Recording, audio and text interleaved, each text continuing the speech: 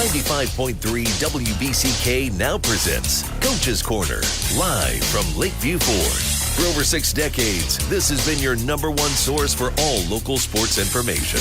Coach's Corner is proudly presented by Lakeview Ford, where community matters. Now, here's your host, Bill Broderick.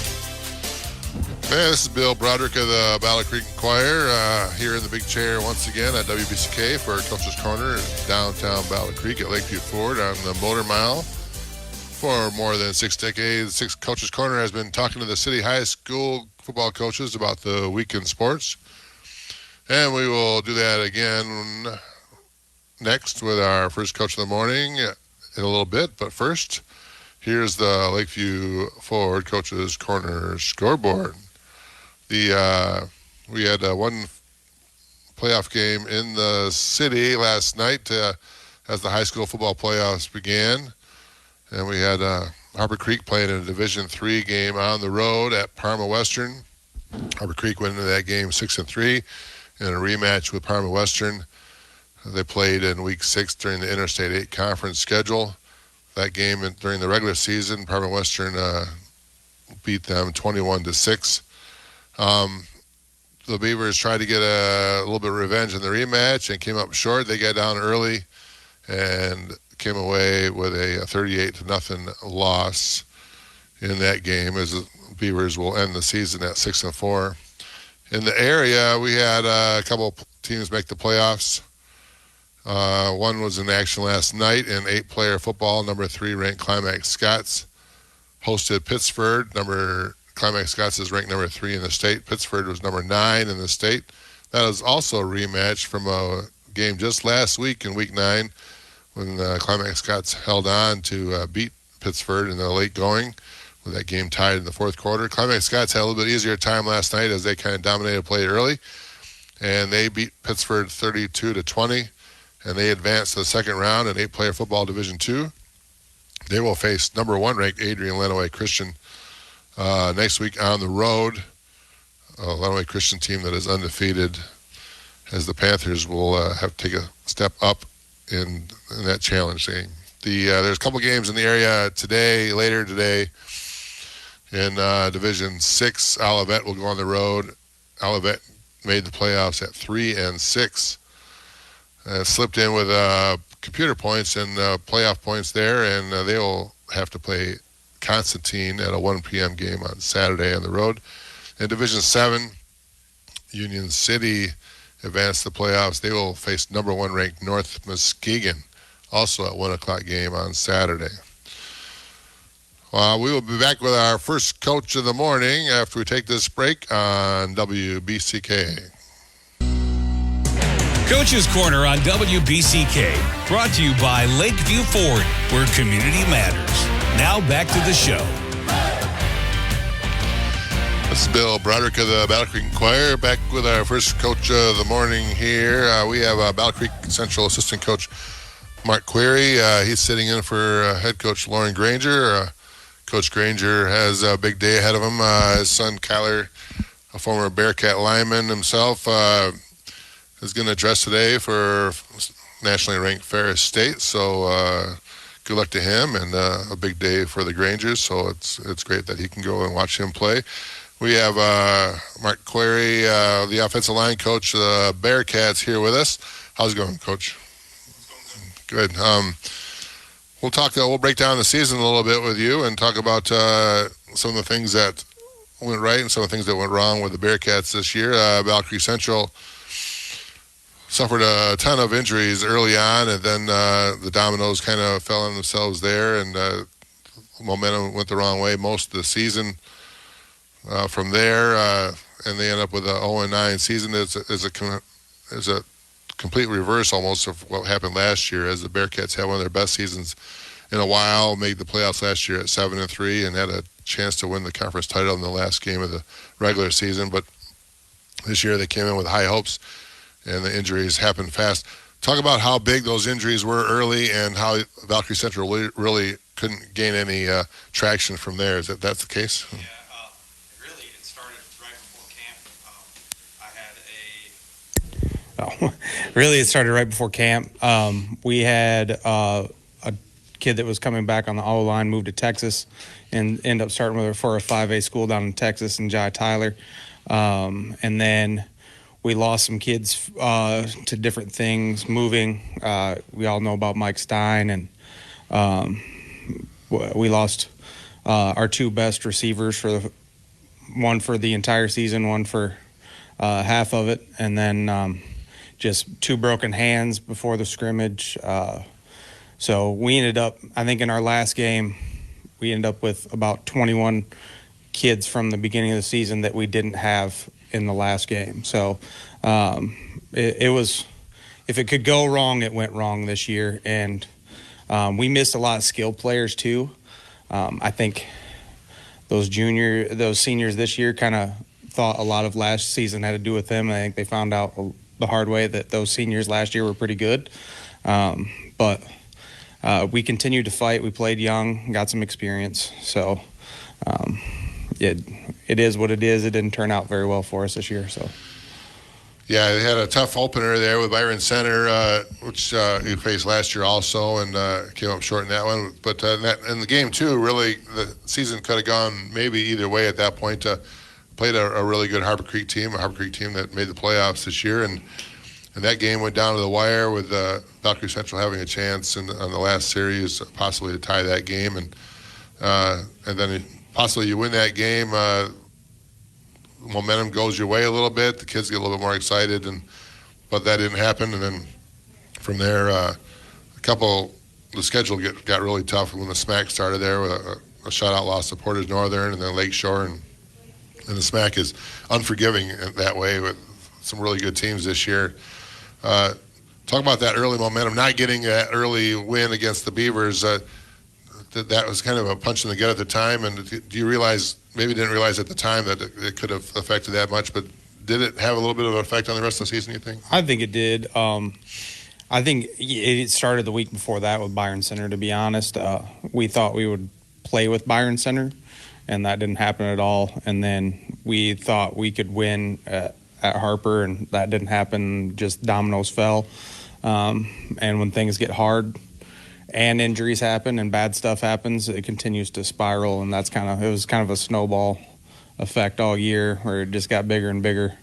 But we had a tough schedule. I think most of the teams we played ended up in the playoffs. And we're ranked in the state at one point or another. I think Lakeshore and Byron Center are the only two still in it after last night. Lakeshore beat St. Joe. But it was a tough schedule, and we just struggled with injuries and everything else this year. Murphy's Law definitely had a big issue in our season. So yeah, one of the bigger ones. You had a 4-year starter at quarterback, and when you have that, and Devoyne Newton, things are always possible. And a record-breaking quarterback from a year ago came in and from the outside, people kind of thought maybe the offense was just going to keep on humming, but he had to bring in a whole different set of skill players, and that was huge. And like you said, a different offensive line, and he didn't have a ton of time to throw this year, and not a lot of holes to run through because his legs were so important to him last year during that successful season. And then injuries happened to him also, so then you end up with third and fourth string quarterbacks late in the year. But talk about not giving Devoyne Newton a little bit more time than he had last year, and him not having some people to talk to or throw to, how big that was for the Bearcats. Actually, quite honestly, our O-line played better than we did last year. We graded out higher, even with the rotators, but our skill players didn't really deliver for us early on. We missed those receivers, Mike Stein, early. We just didn't make plays.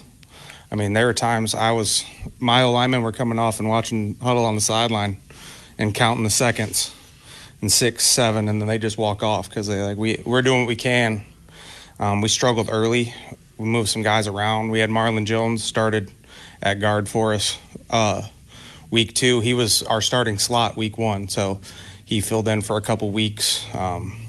We moved some pieces around, got some guys healthy, and ended up playing fairly well towards the end, even with the young guys. But I think Drew never got comfortable with his guys either. So we had trouble running routes. It wasn't just the O-line. It was a combination of everything. He wasn't comfortable this year. I think even losing Casey to Canton hurt us too, because he had that relationship for 3 years, and the relationship between him and Jerry Miller was rough early on too.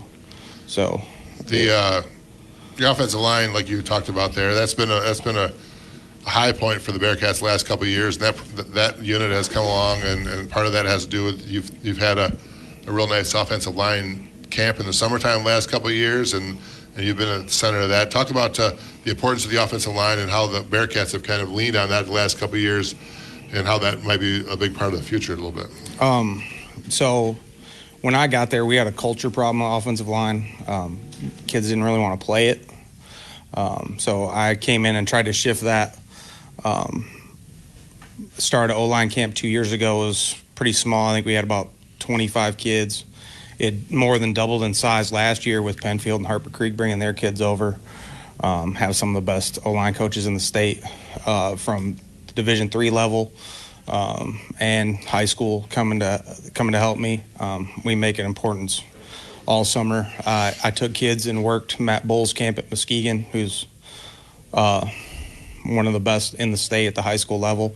We also went up to John Glenn, Bay City John Glenn, and I worked at camp and took my kids up there. We go to Galesburg and compete. Just putting a lot of emphasis on it. I took over the weight program that the linemen do. On average, we increase our total lifts by about 200 pounds of player dirt per off season if they commit to it. Just that importance. And I added those awards that they're competing. They compete for. And I've had a strong group that have stuck with me from the beginning. We graduated Miles last year, who's playing at Albion, or going to play at Albion. He's on the team there. Keegan Bay, who's at Hanover, played both sides of the ball for us. Quinlan Smith's graduating this year. He was a 3-year starter. Still led by John Contreras, who I think, even though he's undersized, is one of the best around here. He's dominant. Gets kind of hidden because he's smaller, and doesn't get much college attention because he's 5'10", 230, but still plays well. But it's an emphasis. We've got to be good up front to do anything. It was the point when I got here, they blamed the line for everything, and now the linemen are blaming everybody else for everything. So they know we're working, and it was kind of a point of contention, but now it's different every year. But I think I really am excited. We have a great group of freshman linemen coming up and a couple in that sophomore class. We started a sophomore at center this year, Kamari Williams, and then we have a couple that have really been working. So, and that freshman group, good grades. They're at everything. There's 8 solid linemen in that group, and I think my position group's only going to get better. We got Jordan Rowe coming up from the middle school, who's going to make an instant impact.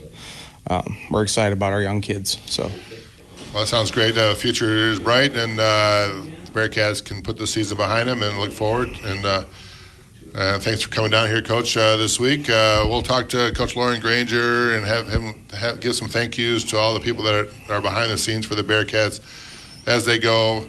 And we'll do that next week with Coach Granger. Thanks a lot. We'll be back with our next Coach of the Morning on WBCK. Coach's Corner on 95.3 WBCK. Proudly brought to you by Lakeview Ford, where community matters. Here's Coach's Corner. This is Bill Broderick of the Battle Creek Enquirer, back with our next Coach of the Morning on Coach's Corner. We have assistant coach for Penfield, Coach Chris Locke. How's it going, Coach? Good, how are you? Good. He's sitting in for Coach Robbie Hatton this week, and we'll be talking about Penfield Panthers, who had a rebound season from a year ago. Panthers went in 2022. The Panthers went 0-9 and had a coaching change, and they came out with some excitement around the program that Robbie Hatton brought in from Colon and the program that he had there. And the Panthers started the season 1-3, but they ended the season winning 3 of their last 5 and had a nice 4-5 season. Those 4 wins were big for the Panthers as they want to move forward and get the program going in the right direction. talk about how the program is feeling right now under the new coaching regime, and how 4-5 is a whole lot better than 0-9 right now. Oh, definitely, especially for the kids. You know, the big thing is with the senior class that was here this year. You know, coming into high school, they never won a game in Rocket football, so they kind of had their lump. So like last year, I think they just thought it was the same old thing. You know, and with Robbie coming in, there was a bit more of excitement, I think, having more coaches available this year as well. I think last year we had 7, 8 coaches. This year we started off with about 12, 13. So there was a lot more hands-on feel, I guess you could say, in practice. So the kids were getting a little bit more attention, and, you know, they bought into it. You know, the off-season, you know, we did a lot more stuff in the weight room, a lot more participation, you know, from past years. You know, it was hard getting kids at those 6 o'clock in the morning workouts, and this past year we were anywhere from 20 to 35. So I mean, that's a big jump in getting kids to buy in. So, you know, yeah, it's been pretty exciting. You know, like I said, we've got a lot of younger kids that get a lot of playing time this year too. So, you know, moving forward, it's looking a lot better. A lot of excitement around the whole program this year. New turf field was put in, a new scoreboard, and that got some excitement around it. A lot of the alumni came back to see what that kind of looked like, and when they did come back, I'm sure they were happy to see how things were going in the right direction. And yourself being an alumni and have been around when Penfield was at its height, for sure, you have some pride in that, and there are a lot of proud Panthers that want to see the football program in the right direction. Did you get a vibe from some of the people that were around the program this year that they like where things are at, and have a lot of hope for the future a little bit? Oh, for sure. I mean, like you said, with the alumni coming back, you know, we've had a lot more interest from people, you know, a lot more people volunteering time or, you know, donating money, you know, so it's been not just with football, you know, it's that culture change, trying to get the whole district, you know. I mean, they did a lot of stuff with getting kids to the volleyball games, or, you know, we had kids going out cross country meets, you know, getting everybody involved, because, you know, when the other kids see the support from the football team, they're going to give the football team more support, and where you could get other kids involved in possibly playing. So it's really, you've got to spread that throughout the whole school, not just in the football program. You guys opened the season with a nice win over Lakewood, Lake Odessa. Then you ran into a little gamut of some tough teams, and For we sure. found out how tough Parma Western was last night when they knocked off Harper Creek, and so you lost to Williamston. Parma Western, surprising. Jackson Northwest lost, but Jackson Northwest is better this year than they have been, so that was nice. Rebounding with a couple of wins over some rivals, Marshall and Coldwater, and then getting a win in Week 8 against Kellogg'sville set you guys up at 4-5.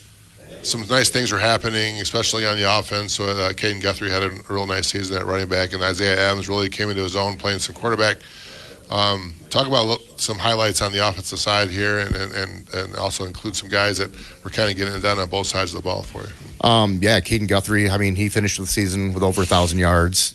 You know, he had a pretty good season. I know that Jackson Northwest game, I know he had like a 60-some, he had a longer touchdown right there in the first, and then dislocated fingers and had to leave and went to the hospital. So, you know, that was up 20-8 against Northwest that game, and losing him really found out how much he meant to the team offensively and defensively, you know. So Isaiah Adams, same thing. You know, he kind of flip-flopped from last year, because last year he started at quarterback, and then we moved him out to the slot to get him in some space, and then exact opposite this year. He started off in the slot, and then we moved him to quarterback because he could really hurt some teams with his feet, you know. So having him, same thing happened in defense. He really stepped up. Last year he didn't play as much defense as he did this year, but he had 2 interception touchdowns, and I think he had 3 total picks. So, you know, he was a key part of that defense as well. Danny Wells and Gavin May, you know, defensively, they were our leaders on, you know, tackles. Gavin May's only a sophomore, so we got some good things looking at him, you know. Quarterback situation, you know, we still have Calvin Paysons and Braden Campbell, sorry. Both of them they kind of complement each other. You know, one is better at one thing, but having those two, they both have pretty good arm strength. Yeah. So moving forward, you know, passing the ball for them isn't the problem. It's more of them running the ball. Sure. Yeah. So, I think Payson's is 6'4", so we get a little weight on him, that could change because even this year we even got him at some slot. So, he's got some hands and can catch too. So it's a possibility of him kind of moving around the ball too. Well, I'm sure that you guys have a whole summer to kind of take the next step and see how things kind of fit in this new system here. And now that you've seen how things are working, taking the next step is big. And we'll talk to Robbie a little bit more next week about all that, and give him a chance to get some thank yous for all the people that kind of helped the Penfield program run. And we'll do that again next week. Thanks a lot, Coach, for coming on down this morning. Awesome. Appreciate it. Thank you. We'll talk to you later, and we'll talk to our next coach after this on WBCK. Coach's Corner on WBCK, brought to you by Lakeview Ford, where community matters. Now back to the show. This is Bill Broderick of the Battle Creek Enquirer, back with our next coach of the morning, Coach's Corner. This is Coach Passetti of the St. Phil Fighting Tigers. How's it going, Coach? Good, Bill. How are you? The Fighting Tigers is fighting.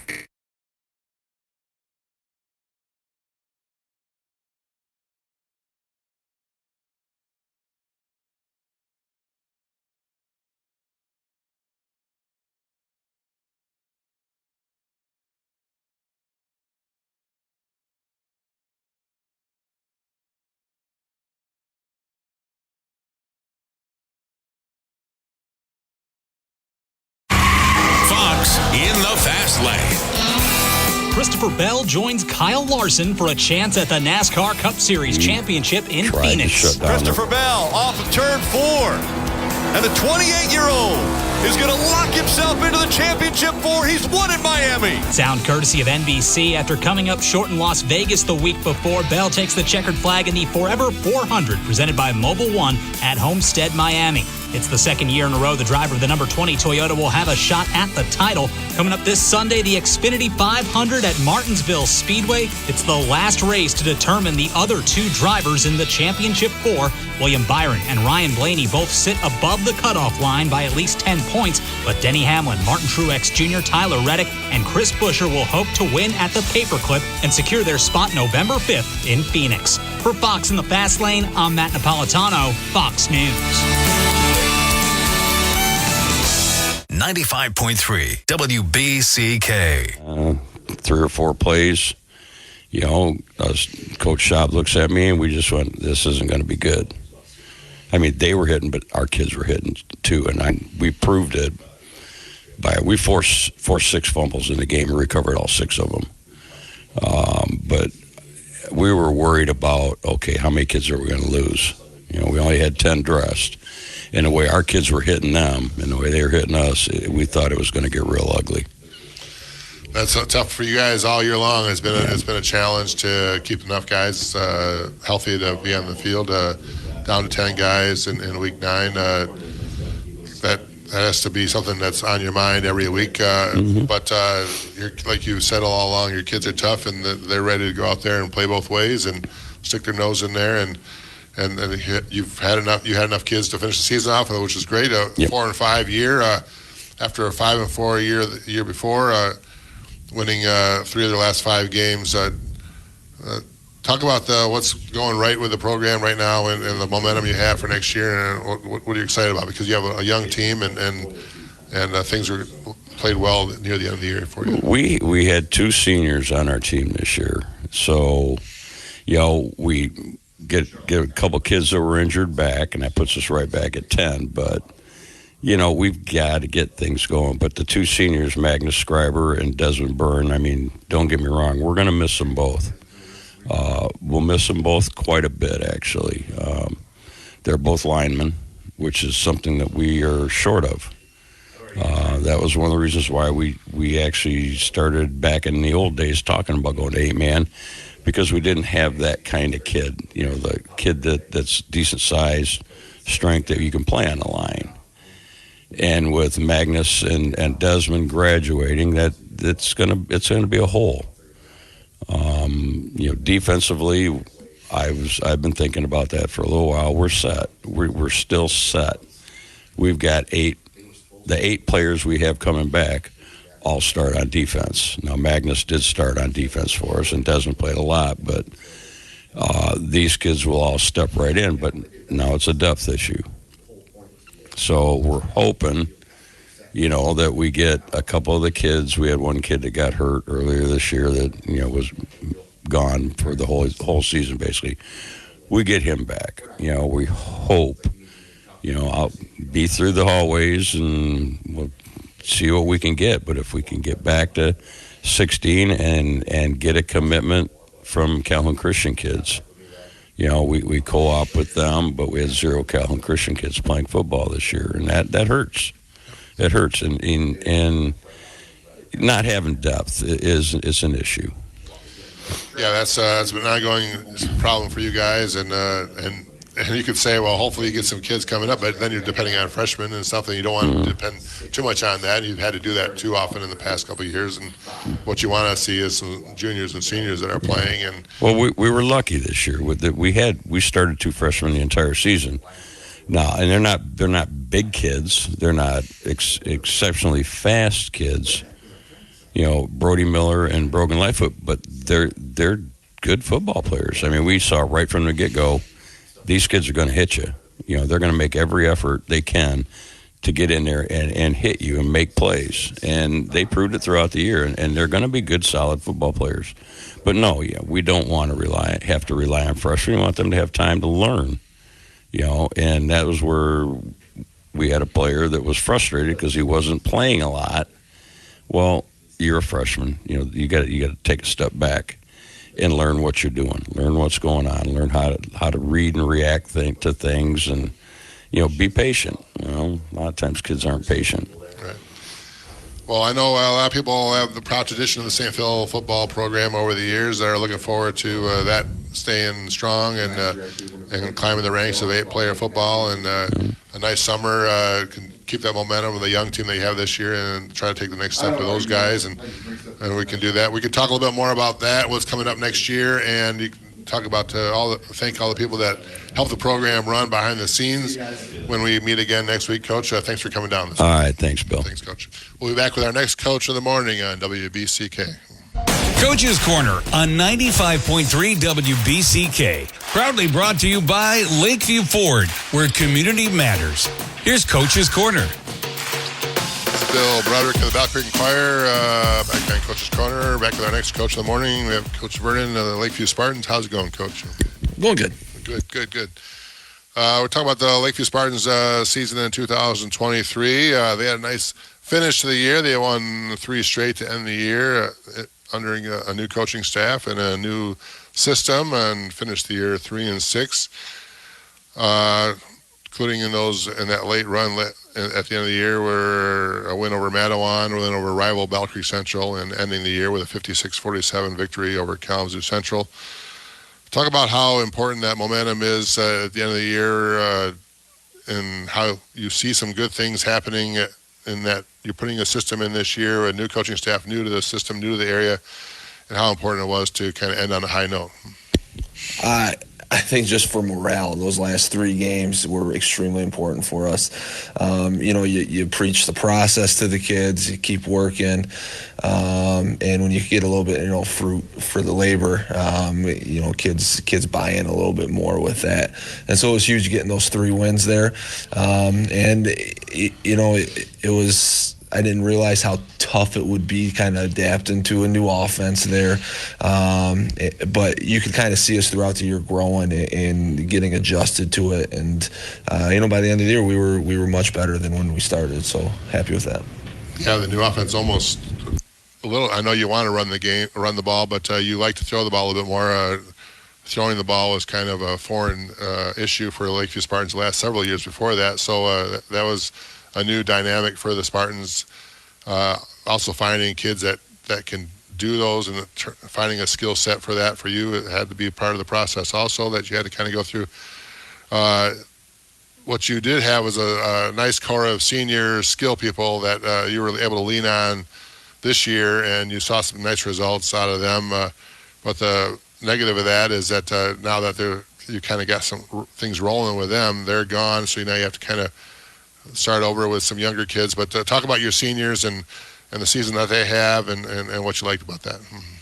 Yeah, it was those three guys, the twins and Davis Barr. You look at the production they had this year. I mean, you're looking at 95% of our offense that won't be back next year. They were dynamic, for not throwing the year before. Jake, stepped in and just with his athleticism was able to do some things and create. Even though maybe not everything he was trying for was there, was able to do some things with his legs and his arm to make it work. And it was one of those things that there were things maybe to the opposite side that were wide open, but he's looking to the wrong side, but because of his athleticism was able to make those things happen. So when you talk about, losing those kids, you got to find a way to have those younger guys step up and fill in. It might look a little different next year just because of we lose a lot of explosiveness. Those three kids were really explosive. It could hit a 70, 80-yard play right off the bat. So we probably won't be as explosive next year, but I look forward to seeing our kids get in the weight room and get themselves in a position where they can be successful. You had to lean on some young guys this year, and I'm sure there's some that you kind of saw that has some potential there. Talk about just a few of the young guys that you had in key spots this year that you're hoping can maybe take the next step next year. So I think one of our biggest areas of growth was on the defensive side of the ball. We still had our big three there on the defense side of the ball, but we had a lot of youngsters, first-year starters on that defense side of the ball that early on, I mean, you saw the points that were given up, just tough with alignment, assignment stuff. Technique wasn't quite there, but as we went through the year, really developed and got better with that. And so looking at the defensive side of the ball, Juelz Johnson, he played defensive end for us, and he's a junior, and he came a long ways for us at the defensive ends position, defensive tackle. Jamie Boykins, he as well, just really raw early on, big, strong kid, and wasn't making many plays for us, but then at the end of the year started, progressing. On the offensive side of the ball, we had Carlos Suarez, sophomore offensive lineman, probably became our best offensive lineman by the end of the year. So that, bodes well for us that we got him coming back in there. And then, we got some youngsters, Gavin Deal. Our other guys touched the ball. Our big three touched the ball more, but he was a kid that if we needed to go to him, we could. Spencer Shotwell was a junior tight end as well. If we needed to throw the ball to him, he's got very reliable hands for us and did a decent job up front blocking for us as well. So there's some pieces there that we look forward to using for next year. Well, that's a big summer for Lakeview Spartans, I'm sure, coming out, big off season, and you want to take that next step. You had a 3-6 year this year, 3-6 year last year, with one of those wins being a forfeit win. So really a 2-6 there. Taking the next step is big for you and the program there, I'm sure, and getting everyone on the right track. It might take a little while, like you said, some young guys coming in, but a whole complete off season, I guess, would be huge. So we'll talk a little bit more about that next week with you, Coach, and also give you a chance to talk to all the people that are behind the scenes to help the Lakeview program run. And we'll have you down here one more week next week to do that. Thanks for coming down, Coach. Thanks a lot. Thank you. We'll be back with our next Coach of the Morning on WBCK. Mayberry. Coach's Corner on WBCK. Brought to you by Lakeview Ford, where community matters. Now back to the show. This is Bill Broderick of the Battle Creek Enquirer. We're back with our next Coach of the Morning on Coach's Corner. We're here with Coach Converse of the Harbor Creek Beavers. How's it going, Coach? Good morning, Bill. Harbor Creek was the lone city team to make the playoffs this year, and they were in action last night in Division III. They were on the road. They took their 6-3 record and in a rematch against Parma Western. They played Parma Western in week 6 of the season and lost 21-6 against them. Parma Western has been one of the powers of the I-8 the last several years. It came into that game last night on the road, and we're thinking that things could be as tight this time around, but Parma Western got off early, had the momentum really quick, got up 17-0 in the first quarter, and things kind of went downhill from there.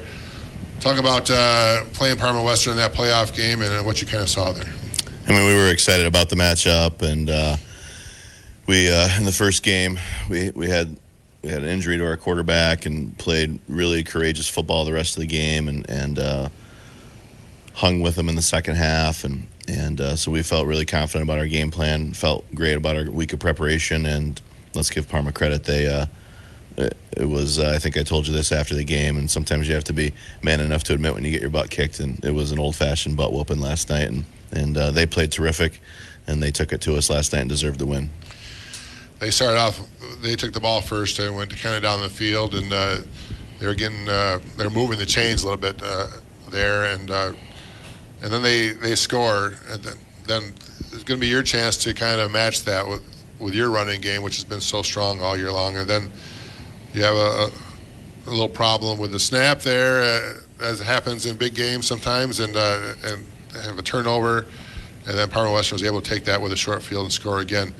How big was it not to be able to match them early with a score to kind of set the momentum there? In big games like that, you have to be able to answer without, 100%. You have to be able to come back and answer, at least put some sort of a drive together, so you feel like there's some momentum in your favor, and that you can continue to just play back and forth. And so that there's no doubt that hurt. And again, we're dealing with high school young men here, and sometimes in games like that, mindset might not be what it should be, or maybe get a little intimidated here or there. And as coaches, we've got to do a better job of preparing our guys. I mean, the stuff they did on that first drive, it was unbalanced. And it's nothing that we haven't seen at all recently. Even actually as recently as last week, Lumen Christi does that stuff. In fact, I would say it was similar formations to what we saw against Lumen Christi, and practiced against it this week, because we actually installed some of that stuff as well too. So for whatever reason, we just weren't adjusting at that moment, and let's credit that to just, again, Parma's kids, their mentality versus our mentality. And as coaches, we've got to do a better job in the future of making sure that our kids have a better mindset, really where they believe in themselves. It wasn't so much a physical thing, it was them believing in themselves. And then on the offensive side of the ball for us, we couldn't sustain blocks, and I give 100% of credit to Parma. Their line was just as big as ours and more physical last night. Their linebackers were coming downhill and just smacking us in the face, and that's the kind of football we like to play, so I can appreciate that when we see it, and they were better at it last night than we were. If they got that touchdown, and they come back and hit a field goal, up 17-0, still in the first quarter, and you're still not able to get the running game going, like you said. We had Bronson Carpenter, your 1,000-yard rusher this year, had a huge senior season. Congrats to him on the kind of year that he had. But he was held to 22 yards on 19 carries, which you could not probably believe if you were to see that before the game, that someone was going to tell you that was going to happen behind your line, and the way Bronson Carpenter has been running. And for his efforts, he was the WBCK player of the game last night. So he did try to get those tough yards. They just didn't kind of come, and at the same time, Parma Western, every time they had the ball, they scored, and they had another long run right before half with number 4 there, who had a real nice game for them. And then you're down big at halftime. What do you guys talk about at halftime and try to give you guys a chance to maybe swing things a little bit? So in that, if there wasn't a small semblance of positive news in that first half, it was holding them to that field goal to make it 17-0, and again, just being able to come out and trying to put a drive together. And you just said it, but that is the tale of the game. I mean, we couldn't get anything going offensively. Again, credit that to Parma. We tried to run outside, they were there. We tried to run inside, they were there. We did do a couple nice things with screens and a boot from the quarterback were really the highlights of the offense. But when you can hold Bronson Carpenter, who's at actually 1,600 yards rushing on the season, so he's an all-state caliber running back, and when they can hold him and our running game to 22 yards like that says a lot right there. And tip your hat to them. Sometimes you have to be able to do that and say, you know what, they had a terrific game plan, and we had some small tweaks that we thought would be good going into this game, and they did a better job with their tweaks, because they obviously stopped us and held our all-state running back to 22 yards. So at halftime, it was really more about playing for the name on the front of your jersey and playing for some pride, because we didn't feel like we had played our best football by any sort of stretch of the imagination. And let's try and play a little bit better and end the season on a good note right there, because the way things were going, we weren't coming back in that game. It's always a tough way to, every team loses their final game, except for the teams that end up in Ford Field, and it's always tough to end the season. And you guys had a season to remember at 6-3 and made the playoffs, and the kids were excited about that. And then at the end of that kind of game, a lot of emotions, a lot of seniors on the field for the last time, and that's always tough to be around. And you talk about some of those seniors and what they kind of gave the program and the year that they kind of gave Harbor Creek and what was nice to see there. So those guys, and again, we had a fine season, and there's nothing to be ashamed of with the season we had and the record we had and making the playoffs and getting Harper Creek football back to where it should be. All of these guys came up as sophomores when we were league champs in 21 and made the playoffs and advanced to the district finals there. So they remember what that was like. And then they were also on the team last year when things didn't go so well and we were 3-6. And so we sat down as a group, and it's a small group of seniors. It's only 10 kids on the team, or 10 seniors on the team. And so we sat down and talked as a group as far as, hey, what was the difference between 21 and 22? And how do we change that? How do we avoid that? How do we make things better? And they bought in. They were a big piece of the reason why we were the way we were this year and had the season we did. Bronson Carpenter and Trace Clark, Austin Jones, Isaac Kendricks, Damon Moore, Nathan Norris, Brady Southfield. Those guys all bought in. And at some point in time, they even had to swallow their pride a little bit, because a lot of people talk about seniors leading the team. With only 10 guys, it's not always going to be a senior-led team, and sometimes you have to let juniors lead and let some of the guys like our big offensive line lead the way. And it takes a special person to be able to do that, still knowing that you're contributing to the team. So guys like Bronson Carpenter, who's not vocal, and obviously was a 1,600-yard rusher for us, but he didn't necessarily want to be the guy to stand up in front of everybody. So to step back and let some of our juniors lead, still knowing that he was a valuable part of our team, that's tough for young people to do, because right now in these days everybody wants to pound their chest and talk about how good they are. Brunson took a back seat in that way, and that was one of the reasons why we were able to have the success and start to grow our leadership, was because of guys like that. So couldn't be more proud of this group of seniors. Well, we'll talk a little bit more about the whole season in its entirety next week when you come on down here, and also give you a chance to thank all the people that are kind of behind the scenes of the program, the Harper Creek Beavers, which came out in totality last night. There was a nice crowd there on the visitor side in Farmer Lester, which was good to see. We'll do that again next week as you come down. Coach, congrats on a great playoff season, and we'll do that next week. Thanks. Sounds good. Thanks, Bill. All right, that's it for Coach's Corner for this week, and we'll be back with all our coaches again next week on Coach's Corner on WBCK.